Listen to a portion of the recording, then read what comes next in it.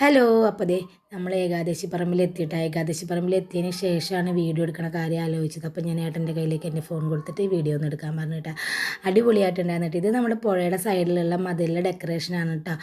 പിന്നെ അത് കഴിഞ്ഞ് ഞങ്ങൾ അവിടെ നിന്ന് നടന്നപ്പോൾ നല്ല തിരക്കെന്ന് വെച്ചാൽ നല്ല തിരക്കാണ്. പിന്നെ ഇഷ്ടം പോലെ കച്ചവടക്കാരായിരുന്നു കേട്ടോ.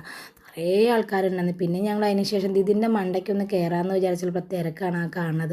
പിന്നെ അവിടെ നിന്ന് പരാജയപ്പെട്ട് അടുത്തടുത്തേക്ക് പോയി. അങ്ങോട്ട് ചെന്നപ്പോൾ അത്യാവശ്യം തിരക്കൊക്കെ ഉണ്ട്, എന്നാലും കുഴപ്പമില്ല. ഈ കറങ്ങണയിൽ ഞങ്ങളും ഉണ്ട് കേട്ടോ. കറങ്ങിയതിന് ശേഷം താഴത്തേക്ക് ഇറങ്ങി വന്നു. അത്ര വലിയ കറക്കൊന്നും കിട്ടിയില്ല, പണ്ടത്തെ പോലത്തെ ഒരു കറക്കില്ല. എന്നെ കാണാണ്ടാണ്ട് ദിവൻ ഈ കിടന്ന് വേഷം കെട്ട് കാണിച്ചുകൊണ്ടിരിക്കണം. ഞാൻ വന്നാലാണ് അവൻ്റെ ഗെയിമിലൊക്കെ കയറാൻ പറ്റുള്ളൂ. പിന്നെ അതേ പതിവ് പരിപാടിയിലേക്ക് പോയി, തീറ്റ മത്സരത്തിലേക്ക്. അത് എവിടെ ചെന്നാലും ഞങ്ങൾ പുറകോട്ടില്ല, എല്ലാ ഫുഡും വാങ്ങിച്ച് തിന്നാറുണ്ട്. ഏട്ടനും കഴിച്ചു.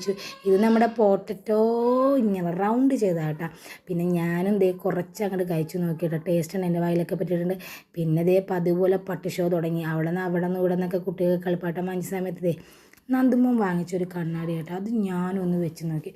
ഈ ആൺകുട്ടികളൊക്കെ ഇതെങ്ങനെ വെച്ച് നടക്കണമെന്ന് ആലോചിക്കാറുണ്ട്. പിന്നെ വീണ്ടും ബയ്യയുടെ കയ്യിൽ നിന്ന് ഈ ബലൂൺ വാങ്ങിച്ചിട്ട് കുറച്ച് പട്ട് ഷോ നടത്തി.